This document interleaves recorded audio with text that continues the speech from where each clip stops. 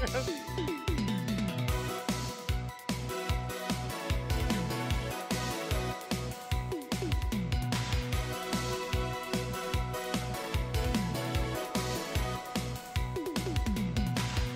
birthday,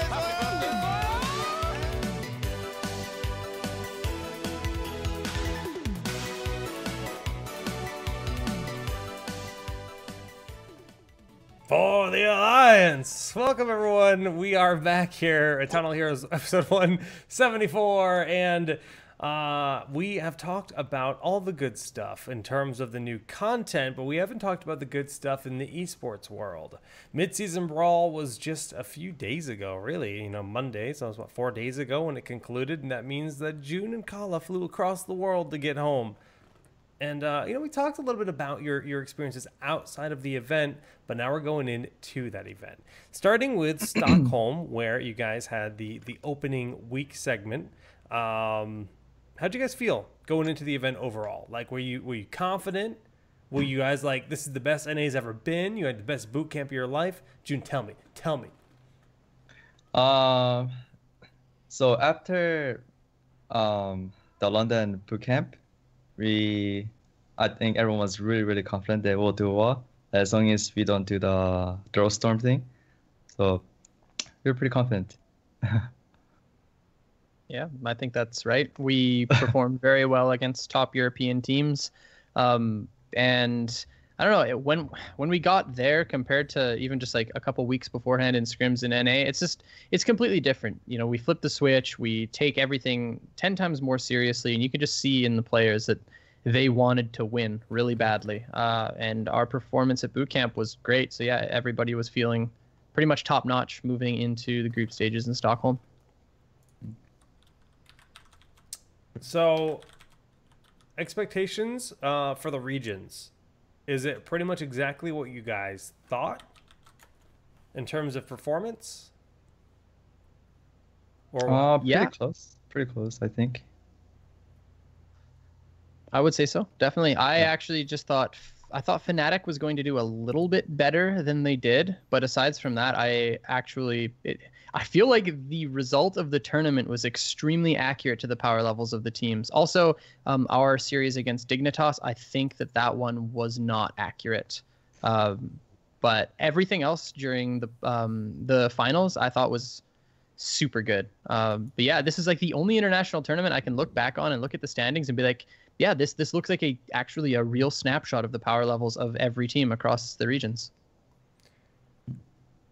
So that begs the question of ballistics. Are they clearly the number 3 in Korea now? Or do you guys just have their number? What do you think, June? My response is probably going to be different from you. Ballistics. I think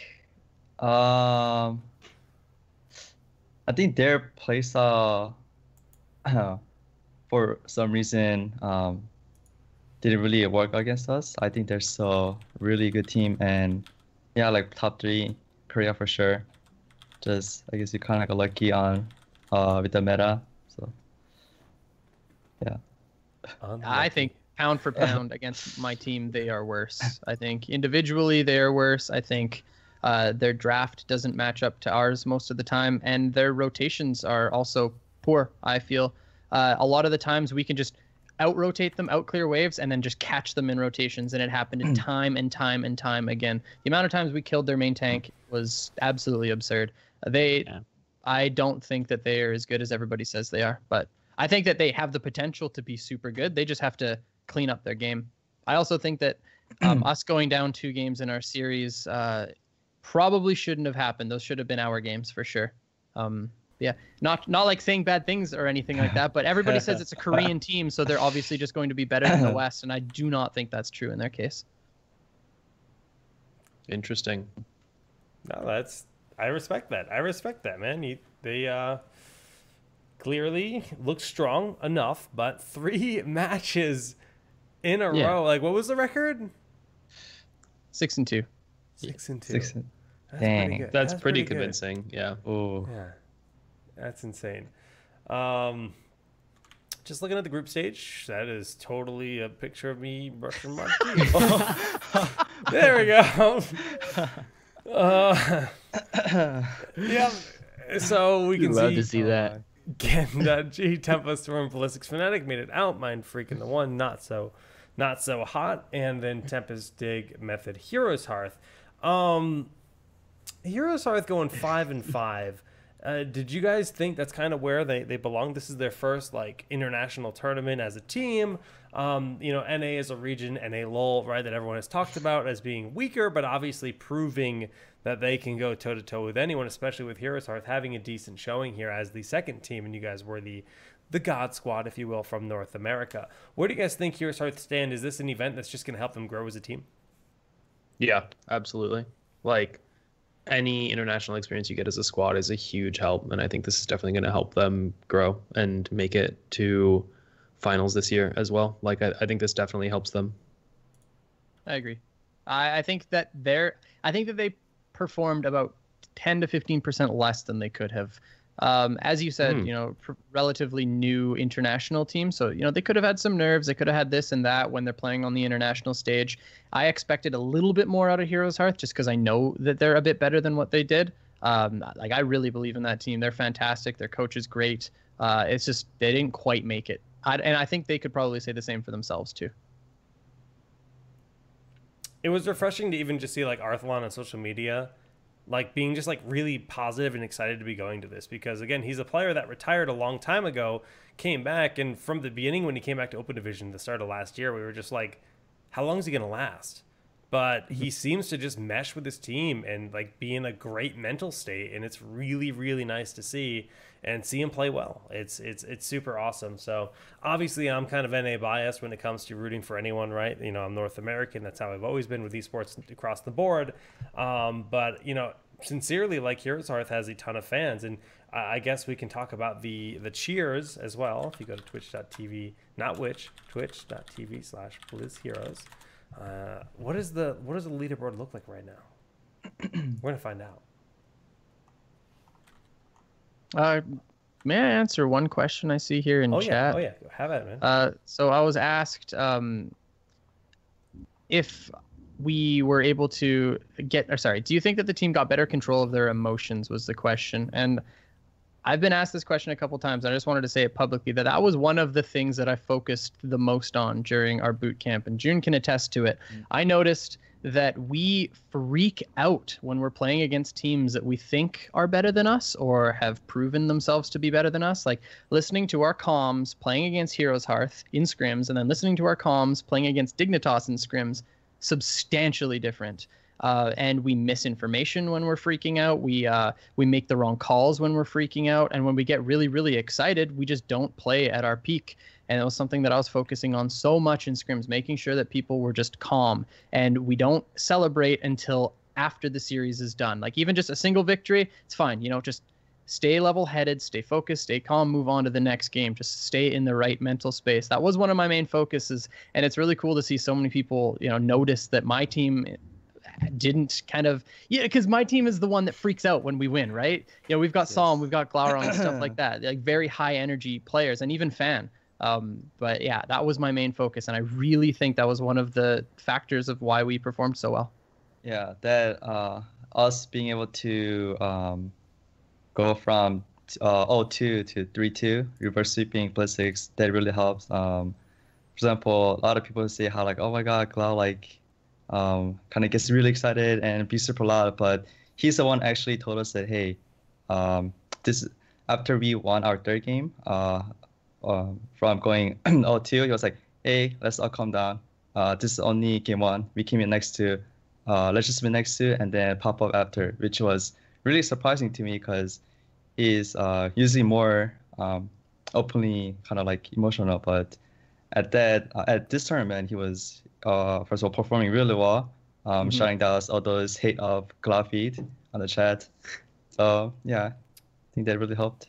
I agree. Him in particular, I'm super proud of Glauron. Like he played exceptionally. Not just play style, but his mentality, watching it adapt from scrims in NA over to EU and then the tournament, just absolutely fantastic. Yeah, It showed, and that's really cool to hear, June. That's actually, Glau's been in this scene for a long time, but also since a very young age. He's one of the younger players. You're how old are you as well? I'm curious. 23. Damn, youngins. I turned 30 in 2 days. I'm an old boy. But it's fantastic to see. But I did want to kind of poke at this. And again, if you guys see any more questions in chat you want to hop onto, please jump on in, because this is, that's great content. But we can see the tier leaderboard. Obviously, Dignitas is number 1 right now. That's cool to see. I'm really happy to have this back, though, in general. Like, I think this is just something sponsors want to have. They want to have that brand recognition within the client, in Twitch as well. It's really good. I think everybody gets really excited about it. But Gladman, homie, where you at? Tarfu's number 4? What a god. Dude, Tarfu's a legend. He's slaying. Yeah. He's always sending the bits. Who's the top person? Oh, that's Korean name. You should June, tell translate. us. What's the name? It says 석고보드, which means like those like rock board. That's like a literal translation. Like Rock go? board? Like go? like playing... board. Oh. Like a Huh. like a keyboard board. Okay. Oh, okay. Interesting. Both rocks for keys, right? Yes. Perfect. So Dig is dominating the cheer leaderboard for team, but also like, are they just miles ahead from all the other European teams now? Like, just not even close, a Titanic Gulf? Because that's what it seems like. I don't know. They're the only team to not have roster changes. I don't know what it is that makes them so good. I honestly just don't know. Is it because they can play so many different styles of comps? Is it because they're comfortable on every map? Is it because, what do they have that's different from other teams? I actually don't know. It's not overwhelming amount of Hero League practice, because I'm pretty sure one of their players straight up doesn't play Hero League, which is really weird to me.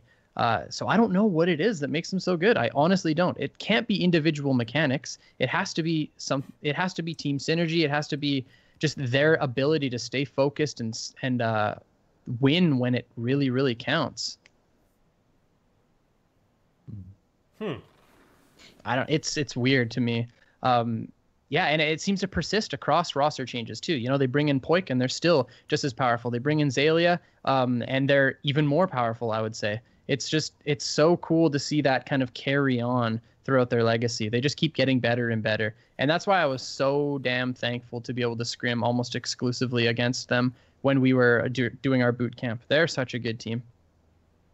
Yeah, I think that like a week of screaming Dig helped more than probably like a 2 months of screaming back home, honestly. Exaggerating a little bit, but just saying. Well, the LAN environment too. Like, we got to talk about that too. And this is something that I think is really interesting. Is like, we can talk about it a little bit more in the future. But Korea is the only region that gets to play without lag consistently. Even when you're scrimming with them, you're still playing online. You're still playing on a lag environment, regardless. So the ping is lower, right? You're probably playing on like 30 ping, 20 ping, maybe if you're lucky. But LAN, you guys are playing on 0 ping, right? And Korea is the only region that gets that in their, their weekly league, because they're playing in a localized setting. So it's an interesting thing to think about with Heroes and a lot of esports. Definitely an advantage, I would say. Dude, I want HEC to come to Blizzard Arena already in SoCal, so I can be there every weekend. Please. Just live there, man. It is raining so hard here. There's a storm in Canada, you guys. If I cut out, Dang. you know why. In all of Canada? All of Canada is storming right now. Yeah. But yeah. All right, I so think talk about- Go ahead. Wow. Go All ahead. of us just started talking right at once. here, March. What? Oh, I was gonna say, I think I can speak on behalf of all of NA when I really proud of Tempo's run in this international. I was so happy that you guys placed top 4, and I think I was so impressed with how you guys did at this tournament compared to previous one. Yeah. So good job, guys. That was amazing. I was definitely a doubter before. Very well done. Yeah, I came at I came out of this like so satisfied. Obviously, I would have liked to see an NA win the whole thing, but like I'm just the improvement is very obvious. It was, you felt proud to be NA, right? Yeah, seriously. You really did, and it's all because of you guys. Honestly, no, it was. That's actually the dankest thing I've ever heard in my life. Nobody's ever proud to be NA, and I'm really happy that we have the team that brought that, dude. That's actually so sweet. Yeah, after this during this whole tournament, I was edging my seat hyperzing after like every kill. Really love to hear it, dude. Really love to hear it. Well, let's take a look at the bracket overall. I think that was, obviously your guys' story is fantastic, but that's not the whole event. The whole event was spectacular through and through, but I think this grand finals is one that is going to go down in history, possibly as the best grand finals we've ever had.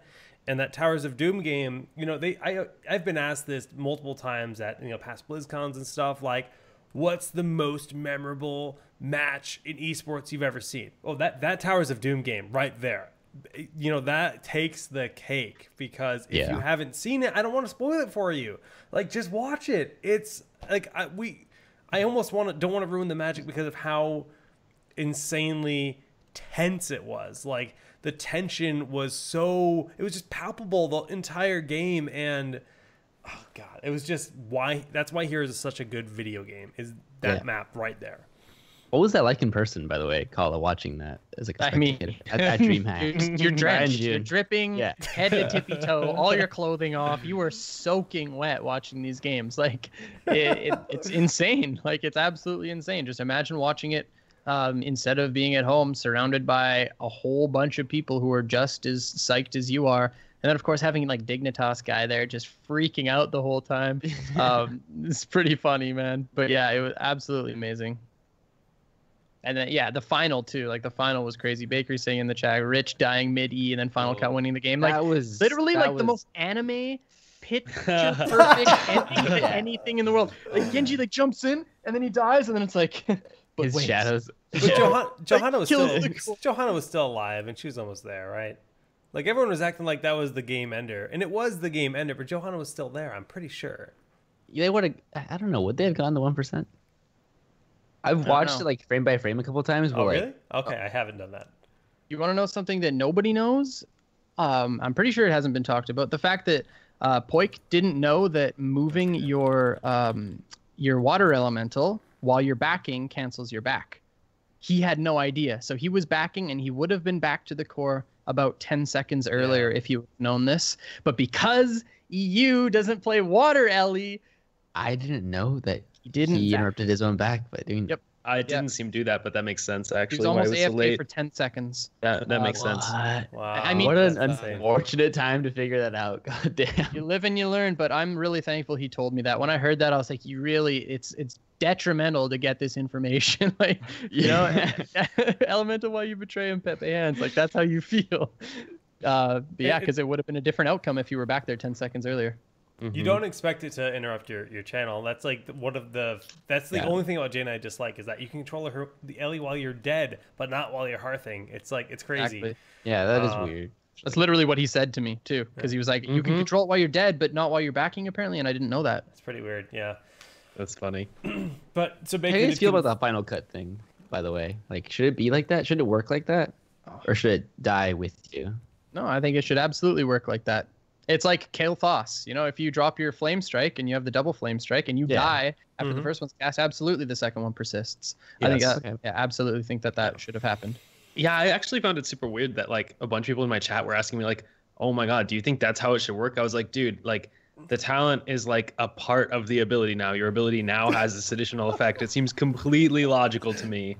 Yeah, like unless you want to go back in time, if you want to go back in time and patch it out because you're an EU fanboy, then go ahead and build a time machine to do that. That's why I even asked, because I saw those comments too, of like people being like, "Oh, is that a bug? Like, they'll fix that." I'm like, I feel like that's how it should be. Yeah, it's coherent with any delayed time effect in the whole game. They all work the same way. That's exactly what you expect. Speaking of bugs, though, that immortal bug needs to get changed post haste. I don't think it had any substantial effect on the actual game, but in BOE, man, your immortal should never hit mid tower, mid wall. Yeah. Yeah. Absolutely absurd. That needed Yeah. to be changed months and months and months ago. Speaking of bugs that needed to be changed months ago, variant shattering throw. Ooh, Hello? Greetings, Like, it's me. I don't know, man. No flame, but I don't understand how that's still allowed to be picked, enabled, whatever you want to do to fix it. But dear God, like that interaction. So the meta for the tournament, you guys actually played in it. How did you feel the meta was in terms of like how much room did you have to select different heroes? Did you feel like it was stale? Did you feel like it was interesting draft diversity? Just curious, because personally watching, I felt like it was stale. But I don't know if that's like real or how it felt from a player perspective or what's up. One thing that was kind of surprising was the Johanna thing. I think any really played Johanna until this tournament. And they kind of like hit us pretty hard on one of the Fnatic matches, I think. We didn't realize until then. Honestly, other than that, I think NA actually had a pretty good meta. You know, a lot of people kind of make fun of, oh my gosh, NA low, but I think NA, starting with like Jaina thing, like I think we played like probably the most Jaina. I'm not 100% sure, but I think NA had pretty good meta, and I think that kind of shows that we're kind of growing as a region too. So it's good to see. Yeah, I don't know. It's interesting. I thought that we had a really strong meta too, and we did. It's not that I just thought. We did have a very strong meta. But I don't know. There's also so many things that are actually being played in scrims that didn't show up at this event. So Sure. even though that's all that we saw, that's certainly not all that exists in the meta. So that's really all I have to say. Like there is Heroes Hearth, for example. They have like 5 different comps that they did not even play one time, yet they practiced the absolute crap out of against us, and I can only assume other teams, us as well. You know, like we played probably 5 or 6 different comps that were very, very cool that we didn't get to play. And I'm sure the same condition exists across all of the teams. So while what we saw maybe wasn't the most diverse, I don't think that that's really all that there was. Why would you say that is, though? Like, why did we see fewer comps? Was it because people were like defaulting to like comfort picks, or was it because I don't know? Yeah, I mean, when every game matters so darn much, especially in the group series, like, are you willing to kind of pull that out and flirt with something a little bit different? What do you think, Gene? Yeah, I think that's right. Like, even though you play others insane comp, but in the end, on the stage, kind of nerve is gonna get you. So you're gonna be the higher you replace, you're gonna go back to more of a comfort thing that you know is gonna work for 100% instead of kind of gamble-ish. So yeah, I think the Sergeant Hammer win in the group stage. Were you just terrified that your Hero League games are gonna be filled with Sergeant Hammer? Dude, they have been. I mean, Hammer's super good. Doug, have you been seeing Hammer in your games now? No, 0. Oh, actually, that's a lie. Plenty. I had 2 out of 8 today. 2 out of 8 of my Hero League games. My past 3 days, I've had her at least a few times, and it's I've not just had the one one. tricks like other people. I think I've had one. I think one time on my team, and I played medic, and we I think ended the game in like 9 minutes or something. Yeah, I don't know. See, like, but Genji didn't even play Hammer as like a Hammer comp. They just put Hammer into a ranged role. You know, they didn't like protect the Hammer or anything like that. And I think that's the best way you play her right now. Like, I think it's super good. She's hard to kill because you get on her. She's got her armor. You know, have you ever tried playing Greymane into Sergeant Hammer? It is awful, man. You E in, just boom, knocks you back. It's like, okay, all right, I guess I just won't play HOTS. That's fun. So, you know, it's really interesting for me to look at this unplayed heroes list, right? Because, you know, a lot of them make sense. June, when are we getting your Ana in competitive match? Thank you, please. Thank you. Honestly, there were on our tiebreaker versus Blizzix, we were actually really considering picking Ana. But then they had a 1 slot of range, which we knew they were gonna pick Tracer. If it wasn't for that, would have played it. Unfortunate, but unfortunate. You know, there's a lot of heroes that didn't get played at this event, and usually I feel like the list isn't this big. But, you know, Rhaegar did not get played once. Like, that's kind of crazy. This has got to be the first. That's not true. We lost twice with playoffs Rhaegar. only. This is That's playoffs not only. including group stage. You're right. I could add the other stats in here, but like, you know, even still, considering these are the biggest matches of the tournament, right? I restricted this to the playoffs. Yeah. Like, looking at this list, it's just like that's got to be the first time we've seen no Rhaegar. The fact that Rag wasn't played, that seems pretty crazy to me. I mean, no Butcher. Oh my god, I can't believe it. But no Kerrigan is odd. No Illidan either. Guess. Like, melee assassins kind of got shoved out a little bit, I feel like. Yeah. But aside from that, most of this is pretty accurate, I would have to say. Yeah. You know, Valera has a little bit of a space in the meta, I would say. But... Samuro, same with that. Rhaegar, definitely weird. Ragnaros, weird. But aside from that, it's pretty normal, I'd say. Oh, and Tychus, that's an odd one. Yeah, that's a bit surprising. Tychus is busted. Especially with Odin in a lot of maps, it's just so valuable. But interesting to see those lists. I mean, the highest win rates were all like the small pick heroes like Hammer, Malthael, Medivh, Alarak, Kel'Thas all have 100% win rate. Stitches had an 80% win rate. JPL's pretty good. Thanks, Jay. Yeah. JPL. Yeah, he's really good at that hero. I mean, Genji is the highest win rate hero in the playoffs that has a meaningful sample size. Yeah. Can we, like, have we had enough time of Genji being, like, in the meta and one of the best heroes constantly? Like, all right, June, let me give June this question, though. Is Genji actually that good, or is he just that good on LAN with no ping? Genji's good for sure. But I don't think he's that good. There are a lot of like ways to deal with it. So I think he might be a little too dunk space. Little too over. I mean, okay. I mean, that's a totally valid opinion. Like, I totally accept that. That's okay. Pro players have all sorts of different opinions on stuff. I'm surprised you think there's enough answers, but that's totally reasonable. Yeah. So if you look at the the trend was that we give like a Genji and take things like a Moth, which is like one of really like good counter to Genji, and yeah, I think it's that great. I mean, he's good for sure. I don't think you can just give Genji to any team and expect a win. That's the thing. I think that Genji has such a high skill ceiling when it comes to competitive play that I think that his kit right now is actually justified. You don't see the same win rate on him in Hero League. You look at like the group stages, and he has a lower win rate because he's being played by objectively worse teams. I don't think he is as oppressive as people might think, but at the same time, you put him in the hands of a team that knows how to play him, and he's going to beat the living bomb out of you. You know, like he's there we go. Keep it relevant, but he's super good. You know, you give it to Snitch, you give it to Rich, you give it to Psalm, like they will dominate you with it. Yeah, and I think that's fair. Watch Snitch play him in that Towers of Doom game in the grand finals, right? Like there's some nasty plays and. Ooh.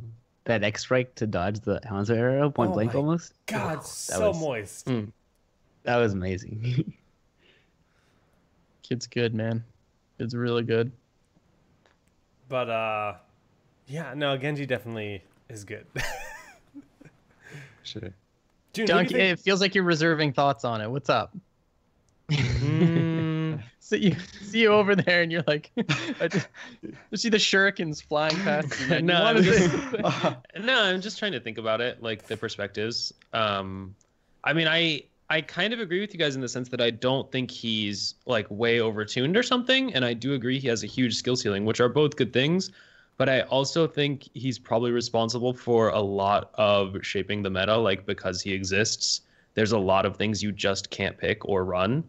Which is something that may needs to be looked at. And like, especially like, it's cool if a hero like that exists for 1 or 2 tournaments, but he's been top priority basically since he came out, or at least a couple months after he came out. So I'm just like kind of curious, like when he actually gets the nerf hammer instead of these like pseudo nerf buffs that just shift his builds or whatever. But I agree with you. I don't think he's like such an outlier on power level. It's just what he does is so unique. I personally hate Genji as a support. He can just do so much, and I did say there are like ways to deal with Genji, but it's pretty limited. So when Genji gets burned to the ground, I'll be happy.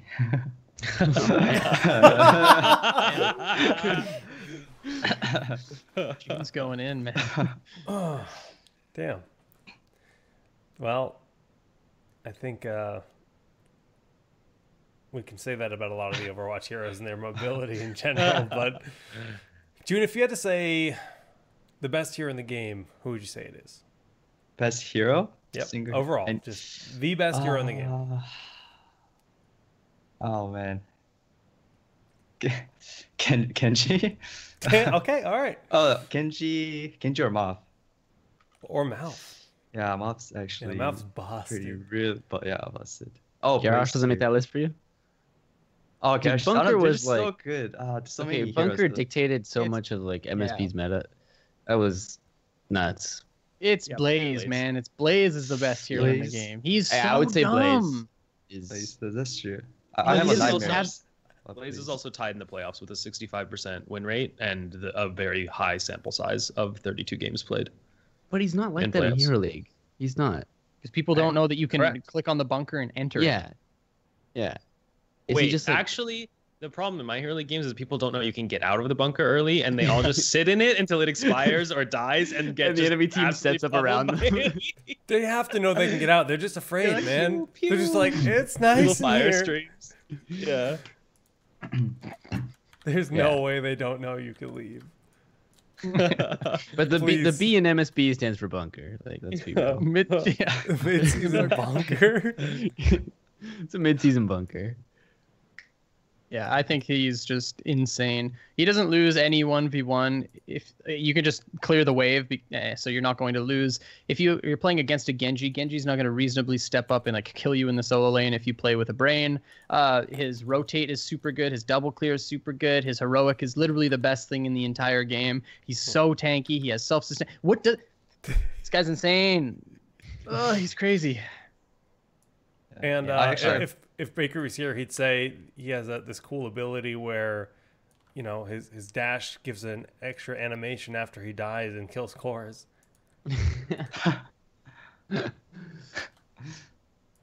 And you can use bunker while you're CC'd. That's crazy. Oh, That's still crazy to me. That gives. That should have been the nightmare. first nerf to it, not cooldown. That should have been the first nerf to it.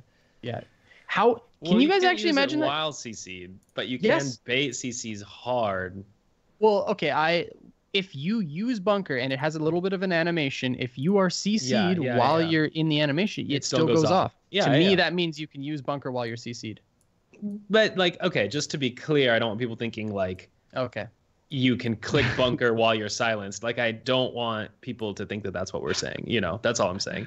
Like, in fact, it's even more powerful, I think, because you can't do it while silenced. Is like, if you activate the bunker the frame before you get hit by the hard CC, the enemy team sees all the hard CC land and they're like, oh shit, pile on the damage. Bunker lands half a second later, and now they've wasted all of this damage because you got in the bunker and they didn't know that was going to happen because there's no animation for you calling it down, as far as I can tell. Like, there's no animation that you got that off before the stun. So the team has to put damage on you because you might not have pressed it before the stun. They have to focus you. It's super important and competitive to focus a tank when they get hard CC'd and actually are able to be locked down and killed. But you can't even do that against Blaze because he might just debate you and go into the bunker. Yeah. Hmm. Not to mention stepping into the bunker is like 3 hero units. Like you could right click it Mobility, over yeah. a wall. Yeah. Yeah. Appear I've inside never it. seen arms that long in my entire existence. Yeah, like, I feel like even if one hero is body blocking you, I think you should physically have to touch the bunker in order Yeah. to get into it. I But mean, that's not same the with It's even case. worse than Medivh Medivh Portal. right? Like, Yeah. it's the same thing where you can literally click it over a Diablo and a Stitches Yeah. holding hands. You can be like, hey, I'm gonna touch the portal I'm in. Yeah. We're good. Pinky touched it, I'm through. Yeah. Feels I good. think you can click it over into right. The Yeah. bunker. Yeah. Yeah. You certainly can click it over into him. Yeah, absolutely. So See, that's the kind of stuff where I'm Yeah, like, that's true. yeah, I don't know about that, you guys. The Entomb silence, can you still go in the bunker? Is that yeah, like I a think that general- happened. Oh, yeah. Yeah. On our Yeah. series. Oh, Yeah. yeah. Yeah, Which that is was, huge, That was so like- insane. What? Yeah, And then it cleanses you of it, of like course. that, and that's like Oh level my 20 plus. So like God. that'll win a game for you. Yeah. it's, Don't- Oh, God. it's a tragedy, boys. Dude, it's really mid-season a tragedy. bunker. I'm telling you. It's like a sync with no cast time and half the cooldown. I mean, not Pretty really, but much. kind of. But in some ways, it really is. And after 20, you walk out of it, you have hardened shield on you now, dude. So don't Stop train- it. It sounds like you guys are joking. We This have is all facts, dude. This is all true. It's a 42% win rate for this hero called Chromie. Let me tell you. Why don't you tell us why she's so good? Nobody wants to hear us talk about Chromie, man. Stop. Don't let chat My troll savior bunker. you. Bunker. That's awesome. All right. So Blaze up there, very, very strong. Moving forward, like, what are the takeaways after this event, right? We know, the regions are fairly consistent. China has really fallen off. That's a big one. We kind of knew that at the last international event, but it's shown consistently that they lost too many of their top players. Too many players just left the game or stopped playing, and they have not recovered as a region, which is surprising because I know the game is very popular in China. I'll ask you, June, what makes the Chinese teams feel worse? Is it mechanically? Is it just their shot calling? Like, what makes them feel like the lesser team? I think China right now, they just don't know how to play the map. They don't have any macro knowledge. They're pretty good at team fights for sure, but their game knowledge isn't good. And I think that's happening is because game isn't popular. There are a lot more popular games in China, so there are a lot of players pool to make a really competitive team for international. So yeah, I think in the end, game being or not having too big a player size in China made them kind of play slow. Anybody else want to touch on that, or pretty self-explanatory? I don't think that it's because there's not enough people playing it. I'm pretty sure, like, per capita, or maybe not even per capita, but just volume of players is probably really, really high because it's China. But I just think that they've developed a culture where they think that Heroes of the Storm is all about just fighting over and over and over. I remember before we went into games against China, and I was like, hey, guys, get one camp above your opponents, and we'll win the game off of it. Like, just play the map. That's it, and we'll win the game off of it. They're going to try to 5-man you. They're going to try to, just talk about or like find picks and kill us. That's all they're going to do is 5-man us or build drafts where they just want a team fight. And if we just play the map a little bit, we'll win. And that's what happens. So until they realize that the game isn't just about fighting over and over and over, then I don't think that they will catch up. Because you can win HOTS games without really even skirmishing against your opponents if you just outsmart them and play the map. Not entirely, but you guys know what I mean. No, definitely. Yeah. That's cool. So when we're looking at the BlizzCon stage, expectations pretty similar.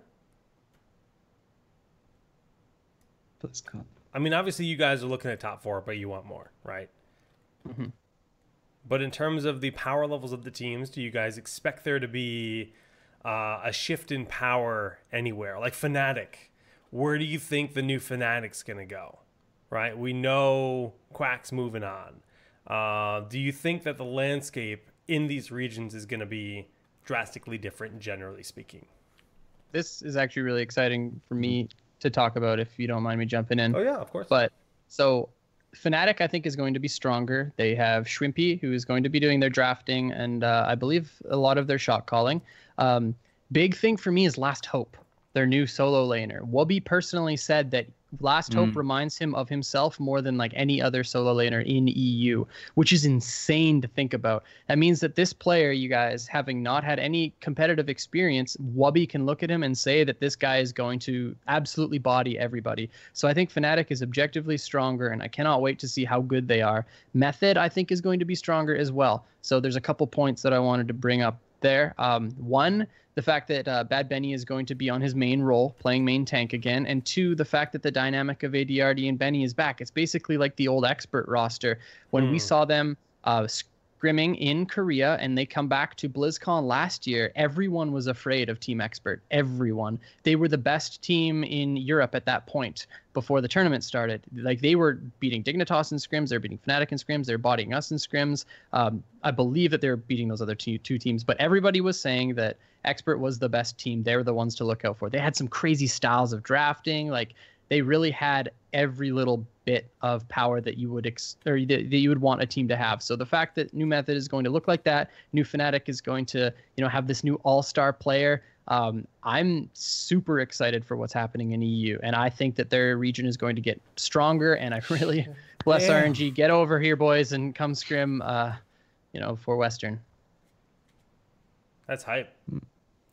Our next episode will do more of a full deep dive on basically the roster changes and the future of HGC, because there's a lot more to talk about than just that. I'm just kind of looking for general power levels, that what you guys think where the regions will stand. But yeah, I think NA's closing the gap. This event proved that, which is really cool. We do have time for a few viewer questions if you want to post them in the Twitch chat here. Anything you guys want to touch on before we get to a couple of viewer questions? All right. Well, tell me why you like the Horde. I'm curious. Try to convert me right now. Is this you guys? Because I have this too. If you don't, go for it. You came into our land. We are the ones who are just trying to make sure that we don't let you guys just take over everything. We are the native inhabitants of Kalimdor, and you come over here and you try to bring your siege cannons, you bring your BS into Theramore. You're pissing me off, Jake. That's what you're doing. Native inhabitants from Outland? You're filthy demons. I'm talking about the Tauren, okay? Okay, the Tauren. Yeah, what about the Tauren? Tauren are the true Horde. Tauren, yeah. Tauren are the true Horde. I mean, he went with like the Alliance or the bad guys route. I'm just gonna say like, what would you rather be? Like, you want to be like an orc or a Tauren? Like, let's be real. Do you really want to be a night elf?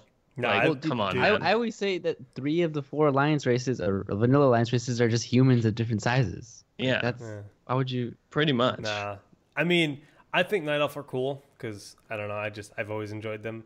But I'm Worgen are what brought me back to the Alliance. Dude, Worgen should be Horde, dude. Why are they even Alliance? It's so nonsense that they're Alliance.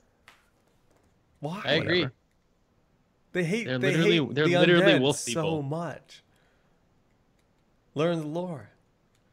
I mean, Anyways, we got some questions. Kala, how do you feel the Tempest series could have gone better for your team? The Tempest series? Yeah. That one, From Argy, man. my boy. I mean, our first game could have been a victory, which would have changed everything else when it comes to the series. And I feel like that was the biggest factor. But I think the biggest series that everyone should be looking at is our Dignitas series. That's the one that we really should have done better at. Tempest were so good, man, but I actually think we could have had a way better showing against Dignitas. We had so much more practice against that team. I know we can beat them, but we basically just beat ourselves in games 2 and number 3. Game number 1, very, very close, but they just outplayed us a little bit.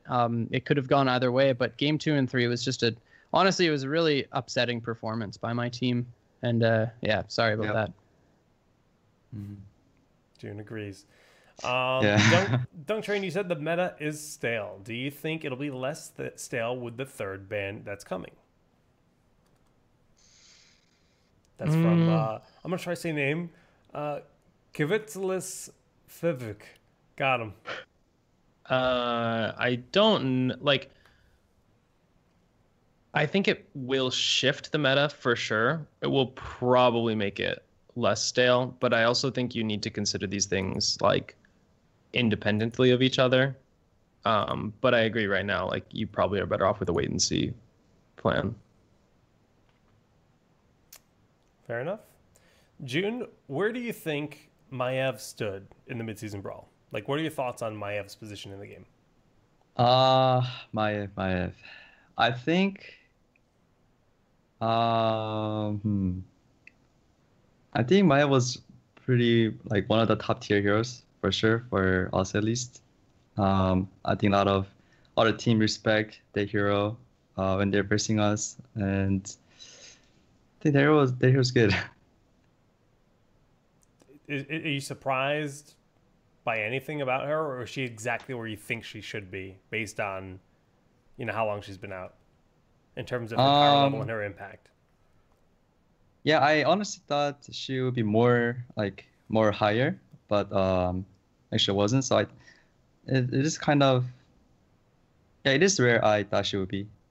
Little bit lower than what I thought, but like overall she's where she fits. Yeah. Glory to the Alliance. Sorry, I just got attacked Get by a that. cat. Well, Marchie, I got a question for you. Oh. Are you ready to lose next week in the Call to Arms event? Yeah. Oh. I got a question for all the Horde fans out there. Do you guys like free stuff? Because we're gonna get codes to give away when we easy clap 3 of the Alliance. Damn. Yeah, for the Horde.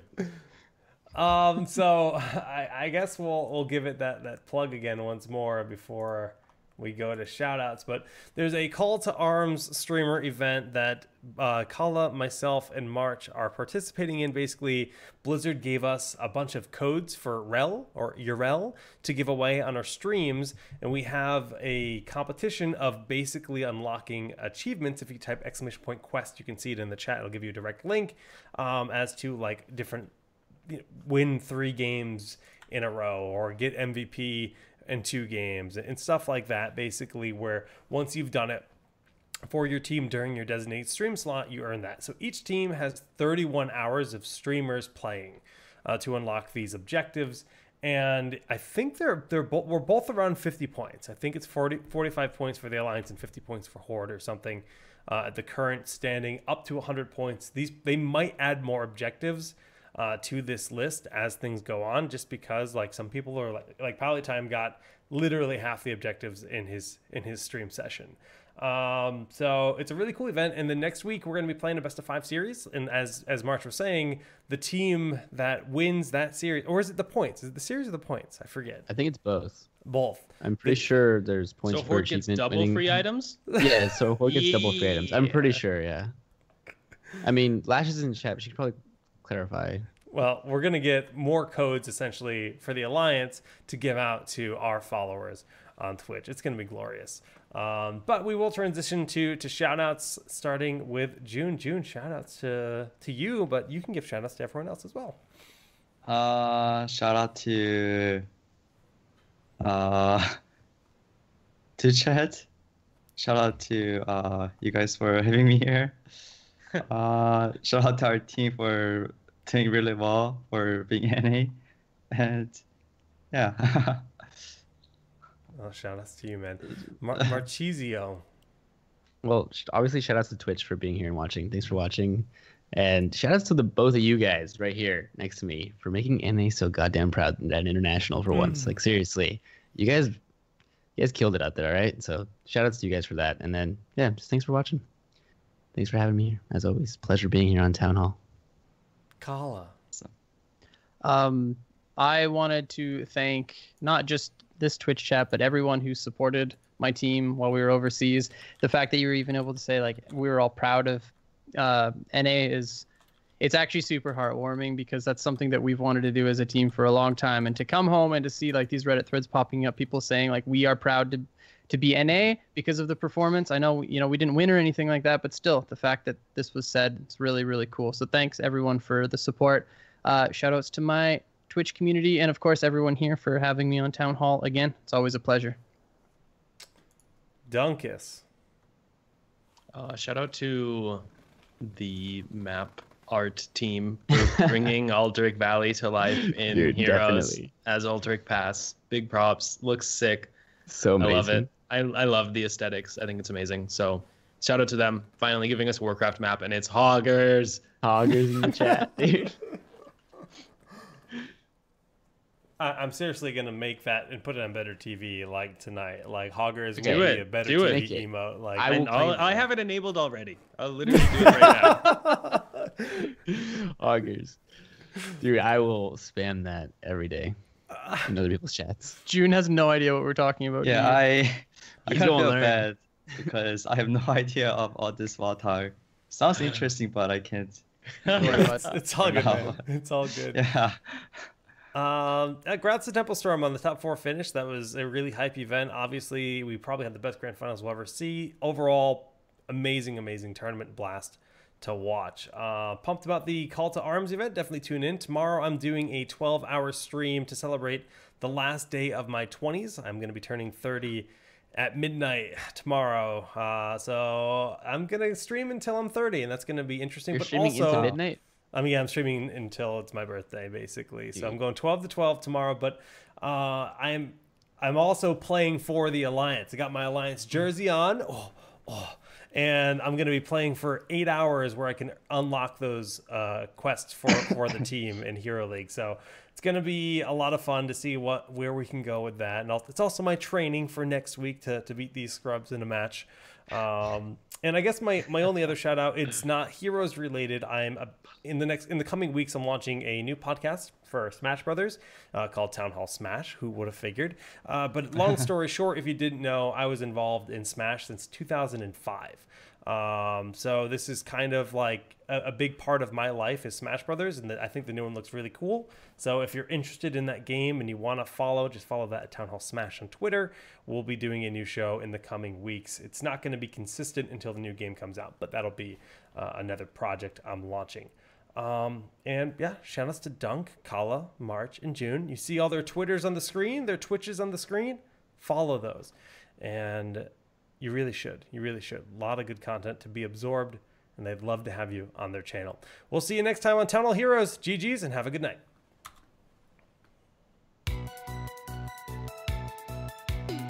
Welcome here to Town Hall Heroes.